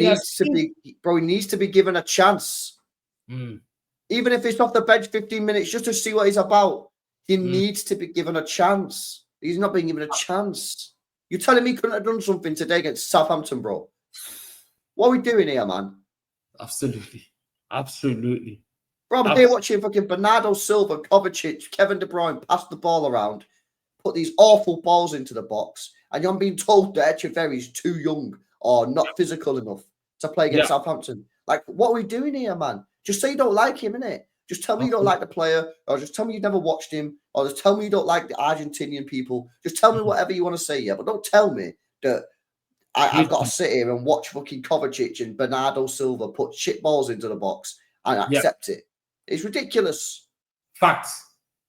Facts, I believe that completely. Today he could have. This is a good opportunity that even if we drew against with Echeverry, we would have said at least we tried it. Yeah. With the senior players, they didn't do anything. I think Echeverry 100%. Do you see him staying at Man City or do you see him being loaned? I think that depends on. I think you've got to keep him, and I'll tell you the reason why that you've got to keep him is because, let's say, for example, we buy Xavi Simons, right? Let's say we get Morgan Gibbs-White and Xavi Simons, right? Because I don't think we're going to get Reinders, right? There's been no news on the Reinders. So let's say we get Morgan Gibbs-White and Xavi Simons. Morgan Gibbs-White is not an out-and-out creative player. He's not an out-and-out goal scorer. He's not an out-and-out creator. Xavi Simons is more of an out-and-out goal scorer, more of an out-and-out creator, right? If Xavi Simons goes down, what have you got? No. What are your options? You got Foden. Yeah. But Foden's not good right now. Yeah. And there's no guarantee Foden will come back next season and be good. He might carry on being not good for a while. Yeah. Now, we all hope, innit, and pray that Foden comes back next year and he's fucking the guy again. And we're like, yes, absolutely. Foden is back. Yes. But there's no guarantee. No. Oscar Bob can play in the middle, but he's never played in the middle once for Manchester City's first team, only academy. Yeah. So I think you have to keep him, because if you don't keep him, and Foden's not good, and Bob, maybe he's playing on the wing because I think that's where Bob needs to play. You've got no players. You've got no players, absolutely. So you have to keep him. It's true. Fact. You have to keep him. Yeah, because or you buy a third midfielder, which is what we said before. Yeah. So you get Gibbs-White, Xavi Simons, and Tijani Reinders. Yeah. Maybe at that point you go, okay, we got probably enough in the tank. But you've got to try. You got to play it. You got to try the guy out and see what he's about. He might be shit. He might be shit. He might play. That he has to be top class. You don't destroy that talent. That talent I see from that boy is elite. I've seen that. Let me show you this shit. Forward. He's not scared to beat guy. He's pushing you up. He runs into the box. Little. He causes chaos when we've seen him. But I need to show you this. Yeah, I need to show you this. This video of Echeverry, man, because I watched the Sudamericano tournament. Yeah, which was the under 21, like basically the Euros, but like South America, right? Yeah. And I watched the whole. He was the best player of the tournament, bro. No bias, swear down. Yeah. Now look at the look at some of these goals. Yeah, I put some clips in here. Look at this. Look at some of these clips, mate. This guy is fucking ridiculous, bro. Yeah. Let me skip. What they say? What is this? Loading, I think. Yeah. But here we go. Watch this now. Yeah. Top player. Karl, look at this. Watch this. Watch this. Watch this. Goodbye. Bye. Oh, goal. You see that? Can you see it? It's loading for me. Can you see it? Yeah. No. He's gone. He didn't want to see it. He didn't want to see it, chat. But look at this, chat. Yeah, he'll go back on his neck. Look at this. It's fucking ridiculous. Is he back?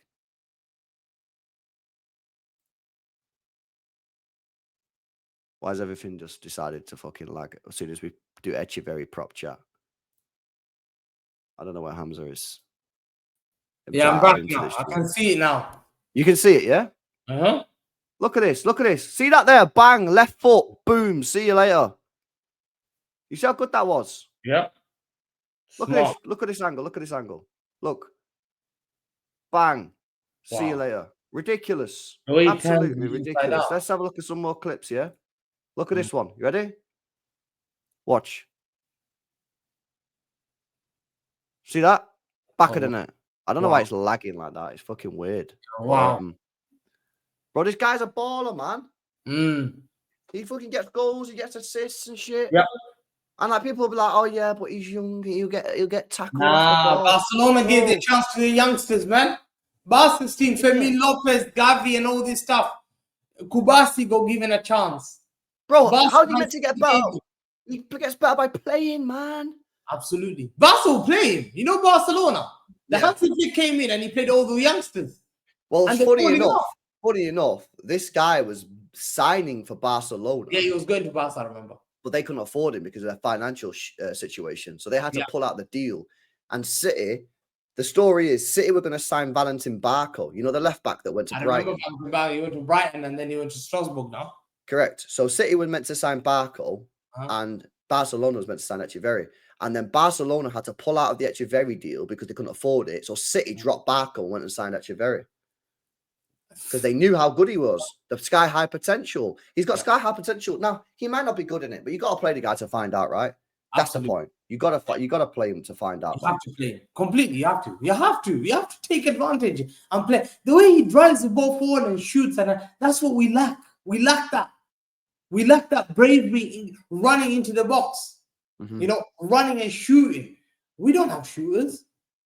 Kovacic and De Bruyne are only shooters. That's it. I know. That's it. We don't have shooters. Bernardo doesn't shoot. Bernardo doesn't shoot, man. Bernardo's not a creator. He's not a shooter. Nah, you can't.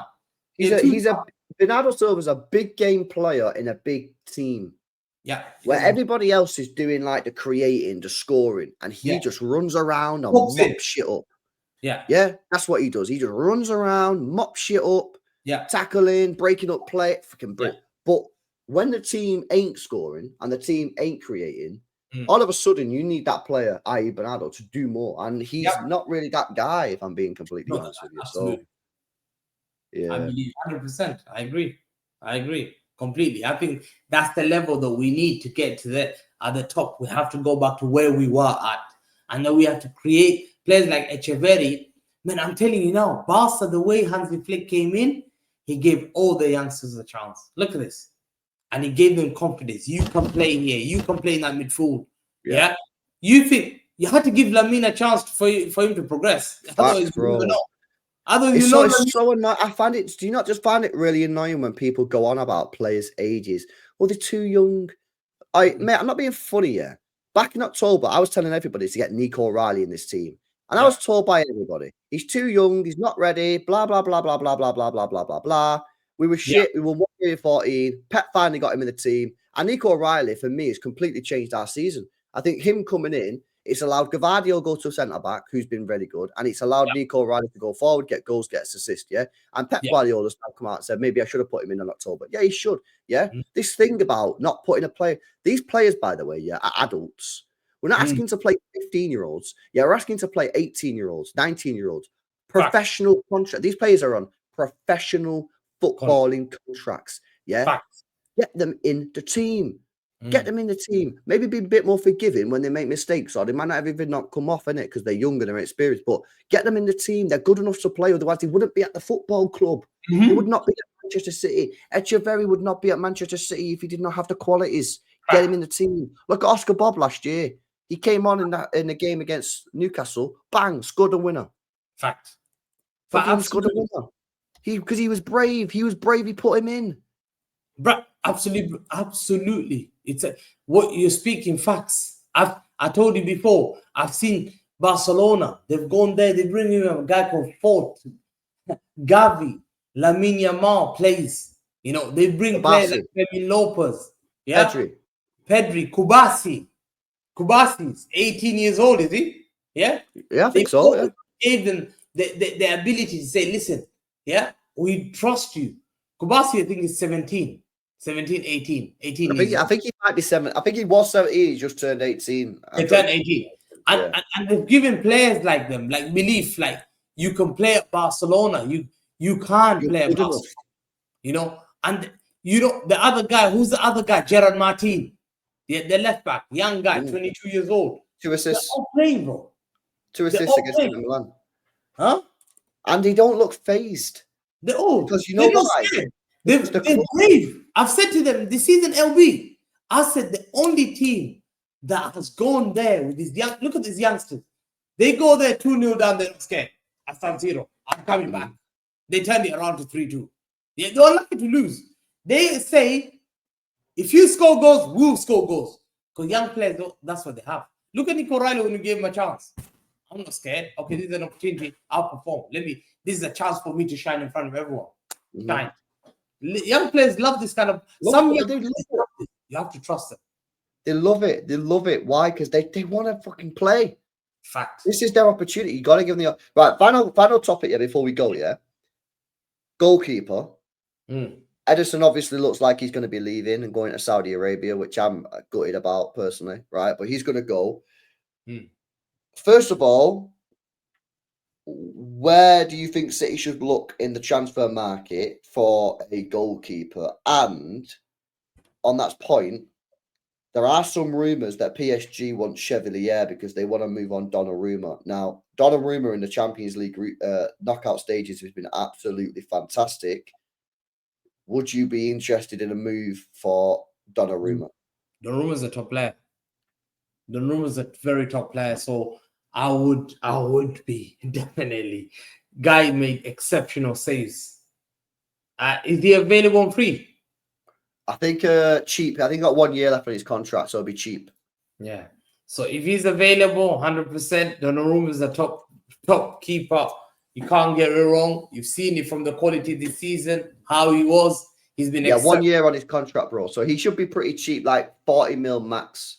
Yeah. So that was a no-brainer. And I think he's 24, 25. He's 26. 26. So very young. He got him for 10 years. 10 years. Yeah. And he's a tall guy. He's lanky. He's 6 foot something. He's 6'5". Yeah, he's big guy. So he's big goalkeeper. There's no brainer that one. And he saves penalties. His penalty record is extraordinary. There you are. There's no, if that's availability and you start speaking.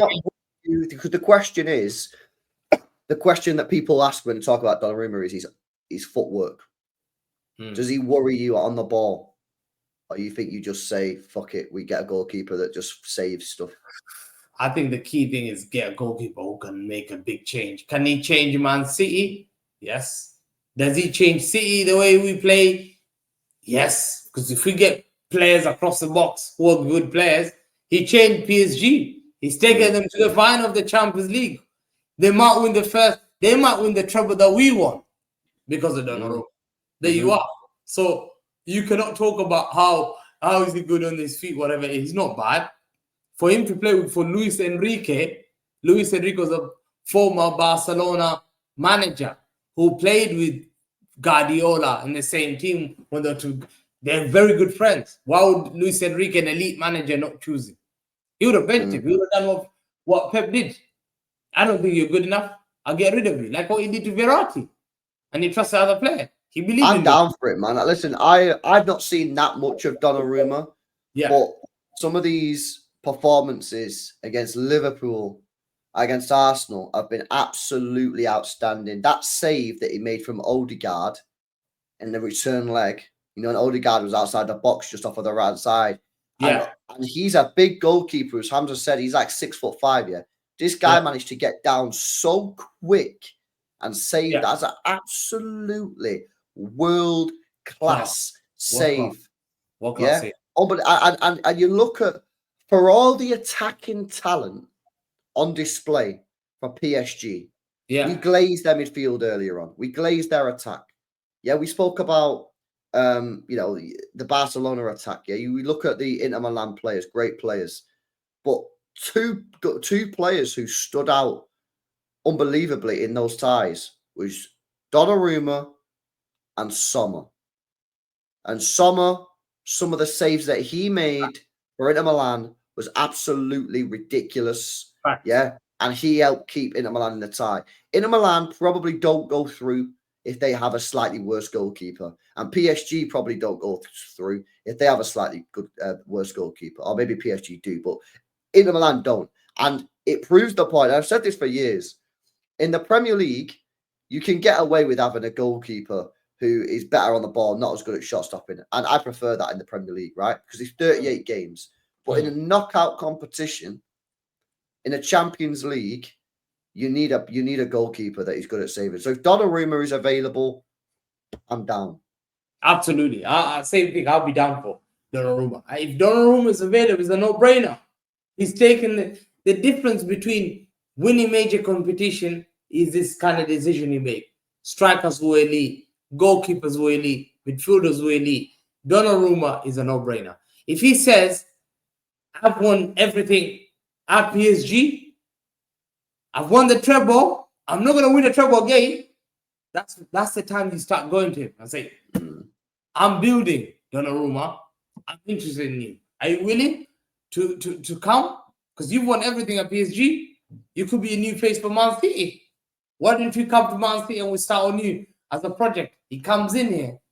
And to me, he might be sold on the project because he's done everything at PSG. I've won the treble. What do I need to win more? The same thing as Gundogan did. He left his contract after that.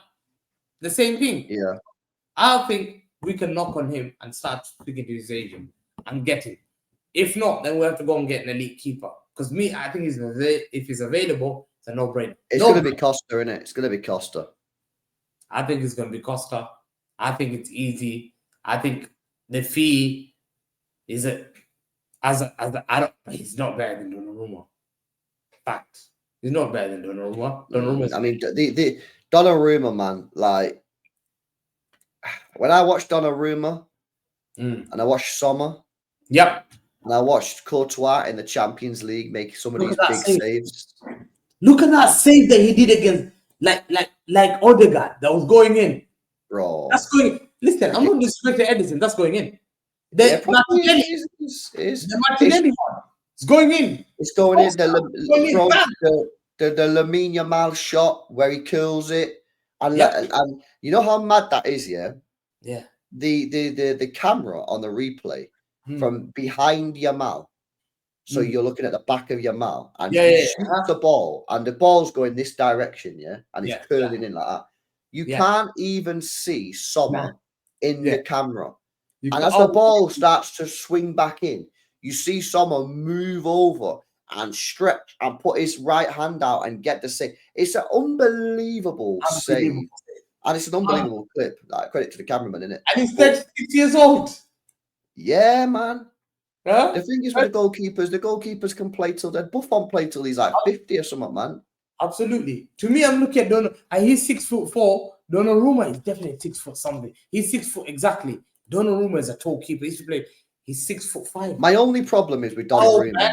That's a no-brainer. Yeah, my only problem with Donnarumma is we play. I think we play so much more. I think his footwork will be challenged massively. I look at the way PSG play, and he doesn't have to pass the ball forward. Whereas we like to play long ball quite a lot. We go long quite a lot, passing the ball out wide, passing it to high. And I just think I don't know on that. His distribution is not that bad. I just think he looks bare nervous on the ball, bro. When he's being pressed, I think he looks very nervous. I felt the distribution is quite okay. I think he can do. I think Diego Costa, fair enough, but is Diego Costa going to make it that world-class saves? No. That's what. And remember, when you have playing City, fair enough, you're going to have that chance. But that team, when they have the chance against you, you want to be confident and say, that chance that you're going to come, I've got the best keeper in the world, one of the best keeper in the world. He's going to make that save. We need that confidence. Especially the Champions League. How many times we got knocked out against Tottenham? Keeper. Edison, Lyon, keeper. Tottenham was a keeper. Liverpool, keeper. Donnarumma was there, bang, we saved that. Monaco, how many chances were we having chances? The one-on-one with the keeper, they're chipping our keeper, bang, dinked it. Falcao.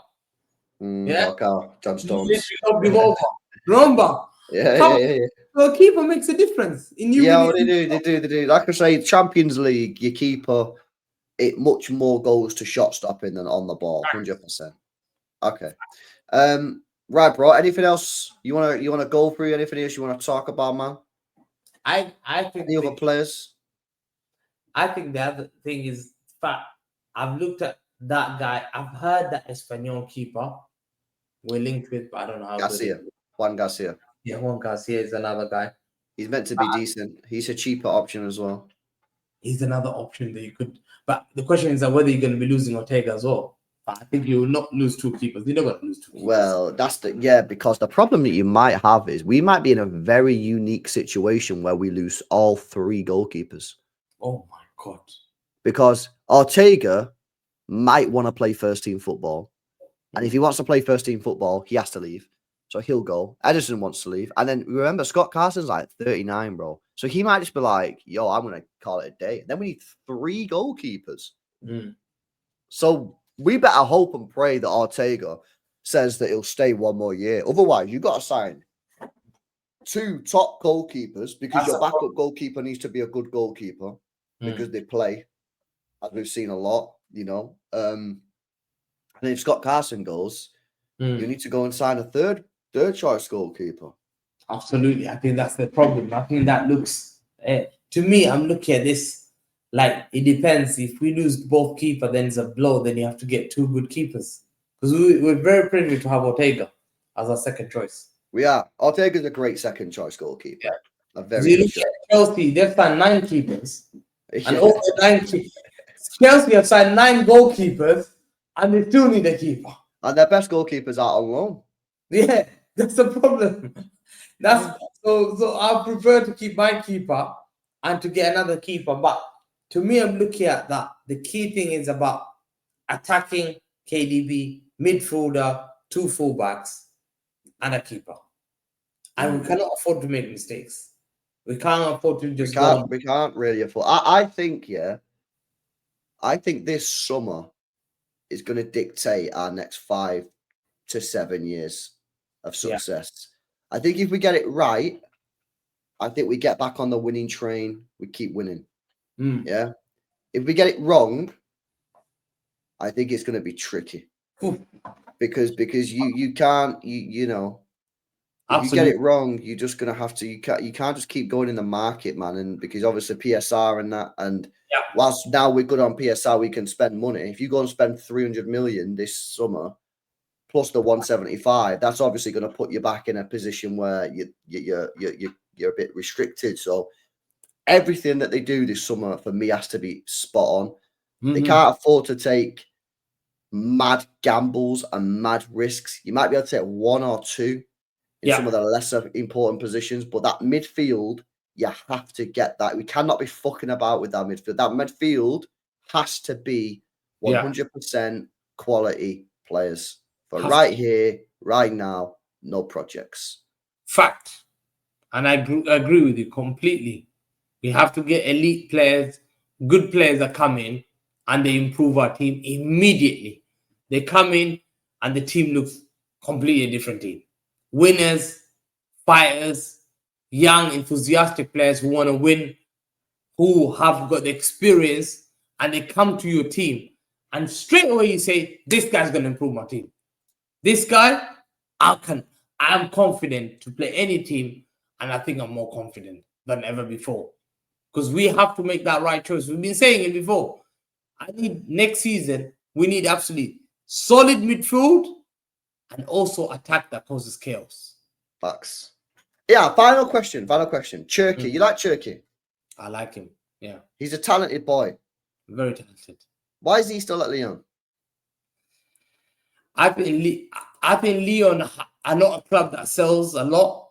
And Ryan Cherky, he came on when we got knocked out with Bruno Guimaraes, I believe. That year, he was 16. I remember.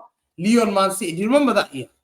He was on the bench when Hossam Aouar, they beat us. Hossam Aouar. Yeah. And they had Bruno Guimaraes and Kakeret. They did have, Kakeret, Kakeret and Bruno G. That year, they had Ryan Cherky, I remember. Yeah? And I remember I asked everyone, how old is this guy? That was back, when he got knocked out, was in, when was COVID year, 2020, innit? 2021. Yeah, 2020, yeah. It was COVID, August, your summer, yeah. August, I just checked it now. So summer 2020, yep, there you are. He was on the bench. I'll never forget it. He was on the bench and I said, why is this guy still there? Remember, Lyon don't sell. Lyon, they often don't sell. To me, Ryan Cherky is a 21 years old player. Yeah, he's a fantastic football player. He's got this arrogance about him that he's a good player. And no doubt about it, Leon don't sell. The only reason why Leon is selling is because they need the money. Normally, Leon don't sell. They're the most hardest negotiators. Why has nobody like tried to buy him?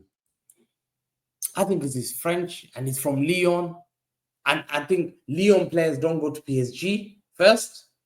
French football, France, buy Germany league, they don't often buy French players, except I've seen Pavard and Ribéry. Then you go Real Madrid, they're stacked. They don't need a player. Barcelona don't have enough money. Inter, they have got enough players. So I think this is the time that he's been available. And I think his contract is expiring. I'm just reading now, 2027. Yeah, so he should. I think they're saying you can get him for like 35, 40 million euros max. It's a no-brainer, bro. That kind of money, you can't get it back. You're saying that you're signing. Who's this guy? The guy from Flamengo is right. Wesley for 30 million. Yeah. Ryan Check is available for 25 million. And he will just pass it back. That's when cheap, man. When we spent Sergio Gomez 18 million, we spent Matthias Nunes like 45, 50 million. He's better than Matthias Nunes. He's such a talented footballer. You can see that with watching him for one time, yeah. But like the question is, why is he still there? Why is he available for cheap? Do you remember that player called Ben Arfa? Are you thinking that? Hatem Ben Arfa, what? Yeah, I remember him. Remember Hatem Ben Arfa? Talented player. Everyone loved him. I think it was a Montpellier or something like that. He was at Marseille and Lyon before, and then he went to Marseille. I'm just checking here. And they went to Newcastle. He's one of those players that you guys are saying, like he was just talented. Hatem Ben Arfa was one of those talented footballer that just never made it. People said attitude. But there's no attitude. What has he been involved in fights? Has he been involved in issues? People just say issue. People when they see a player not going to another football club, they start raising up. I said this over there. I said, listen, right? You know when people say, "Oh, the player's got attitude problem," what does this fucking mean, bro? Yeah, absolutely. This could mean anything, bro. But today they played Monaco and they lost. Did they? Yeah, they lost to Monaco, and then he didn't play. He didn't play today. He was off. He wasn't there. He wasn't there. Yeah, they lost to a Colucci team. Injured or what?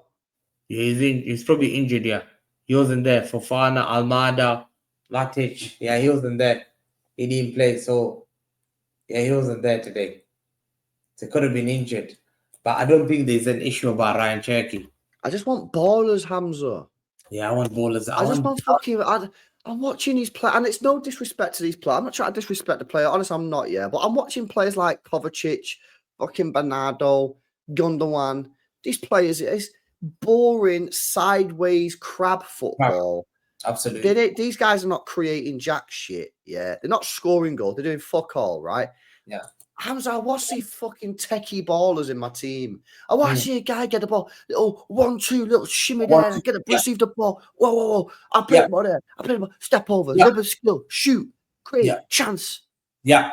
Another one, layup, bang, goal. Do you see? And one thing you said, I know reports have been saying that Ryan Cherky, guess who's been interested with him? Borussia Dortmund. Borussia Dortmund don't ever go for bad players. They're a good team. They buy you a couple of years later, 80, 90 million. We've seen it. Yeah. Haaland, Bellingham. They've seen that opportunity. He's available. Yeah? Buy him for 25. We can sell him for more. If he bangs, he's got 9 goals, 10 assists. That's 18. G8. That's good, you know. Yeah? That's decent, that. You think he'll go there and if he performs, his value goes up. 80, you want to buy 80, 90 million, guys. Because you know why, yeah? Dortmund will have the fucking balls to just go and do it. Because that's what they do, innit? They go and get these players, yeah, and they go fucking play them, and then they get them, and but like we could skip the process because we know he's a good player. Listen, if we do our background checks, yeah, and it turns out this guy late for training all the time, he doesn't listen to the manager, but cool, yeah, get it. But like so far, the only thing people are telling me is that he's got attitude problems. What does that even mean, bro? What does that even mean? doesn't mean anything. Completely. It doesn't mean anything, bro. You need to bring substance to the table, man. Bring me substance. Bring me evidence, man. Bring me actually that what's going on, man. Yeah. Fact. I just want to see ballers, man. Like that's basically Bro, it. Is he that bad of a footballer that's created bad GA if he's got attitude? He's got attitude to me. If he's performing on the pitch and he's putting 18 GA in 29 games, yeah, 3 yellow cards, yeah, no red cards. What kind of attitude are we talking about? No, I can't see anything. Has he been banned? Has he been punished? Has he skipped training? No. I think he's a top footballer. 18 GA. Does he work hard off the ball? 18 GA in 29 games for 25 million. Are you telling me that is bad? There you are. And then we. Is he gone? Hamza? Give me some techie ballers, man. Get you a techie webcam in it. Are you there? Oh, is he gone? I know if he's gone, chat. He might have gone in it. I don't know what he's doing. But yeah, I'll give it a little couple minutes, see if he joins. But yeah, basically, yeah, I just want techie ballers, chat, man. I want players that are good players. I want players that can take a man on. I want players that can assist. I want players that can score goals. I'm not asking a lot here. I'm asking for like basically the basics of football. You know what I mean? This is the idea, is to put the ball in the back of the net. And we don't have players that can create and help with that situation. So that's what we need. We need techie ballers. Yeah, we need players that can improve this midfield from its stale, gone off situation, which it currently is, man. And yeah, that's where we're at, isn't it? That's where we're at. But this midfield has to be right. It has to be right. If this midfield ain't right, we're cooked, man. We're cooked. And the goalkeeper probably has to be right as well, because if you get a shit goalkeeper, you ain't winning fuck all, as we've seen with Claudio Bravo in his first year. Yeah. The key components of the squad. The winger, you might be able to get away with. You might be able to get away with the winger. You might be able to get away with Doku, Savio, Bob. If Doku gets better and becomes compatible with Haaland, if Savio improves, Bob gets in the team and stays fit, Marmoush obviously could play off the wing. Foden might play on the wing. You might be able to get away with that till 2026. You ain't getting away with the midfield. And you've got to get it spot on. And you're not going to get away with the goalkeeper. You've got to get it spot on. Listen, people. Hamza ain't coming back, man. He's not in here. We've done an hour 47 minutes on a video. It's the longest fucking video I've ever uploaded. I don't know anyone that's uploaded a video longer than this on a tube. Madness. Smash a like. Please smash the like button, man. It means the world to us, yeah? We put the content out there for free. If you could just press the like button, don't cost you a penny. Make sure you guys subscribe to the channel. Hit that subscribe button. Make sure you subscribe to Hamza. Yeah, link in description. Get subscribed to him as well. Yeah, because he's come on here off his own time to talk football, and we've done an hour, nearly 2 hours just chatting City, man. No agendas, just true football talk, innit? Leave your comments down below. Let me know what you guys are saying. I'm not active today. Probably not going to do any streams today because I'm out. Yeah, enjoying myself, getting a suntan. But yeah, big up to you guys. Smash the likes. Make sure you guys are subscribed to the channel. I will catch you in the next one. Peace out, people.